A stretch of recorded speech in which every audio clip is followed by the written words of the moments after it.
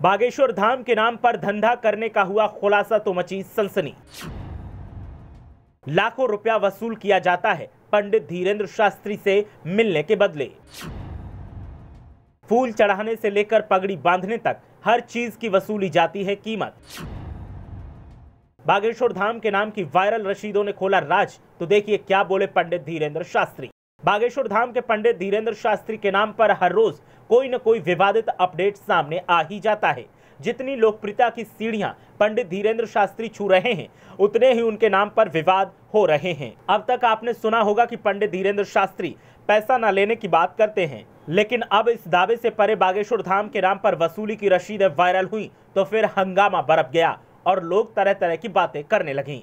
बताएंगे कि इन रशीदों की सच्चाई क्या है और मामले पर बागेश्वर धाम का क्या कहना है, लेकिन पहले बताते हैं कि रशीदों में किस काम के लिए क्या कीमत ली गई है।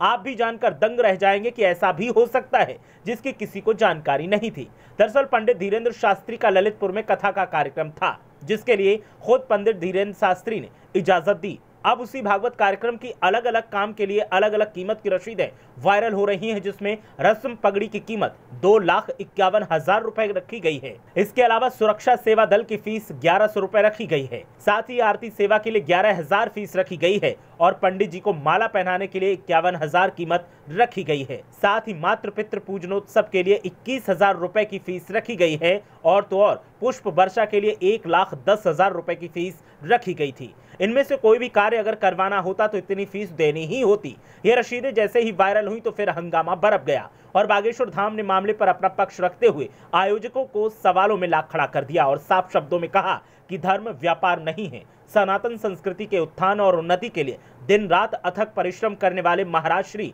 आज बहुत दुखी हैं। सोशल मीडिया पर कुछ अनर्गल पोस्ट चल रही हैं, ये निहायत ही घटिया सोच का सूचक है। ललितपुर के कुछ लोग भागवत आचमन की आशा लेकर धाम पर आए थे। लगातार गुहार विनती करके महाराज श्री से इस कथा की आज्ञा लेकर गए थे। धन उगाही के लिए उन्होंने महाराज श्री का नाम लेकर लोगों को बरगलाना शुरू किया। उनके इस कुकृत्य की जानकारी जैसे ही पूज्य श्री महाराज को हुई तो उन्होंने तत्काल प्रभाव से इस कथा को मना कर दिया। ललितपुर में आयोजित होने जा रही कथा निरस्त कर दी गई है। चंद पैसे के लिए धर्म का धंधा करने वाले ऐसे लोगों से सचेत करते हुए महाराज श्री ने अपने समस्त शिष्यों को आगाह किया है और सोशल मीडिया पर चल रहे नकारात्मक प्रचार पर सभी दयालु को नाराजगी न दिखाते हुए अपना आशीर्वाद दिया है।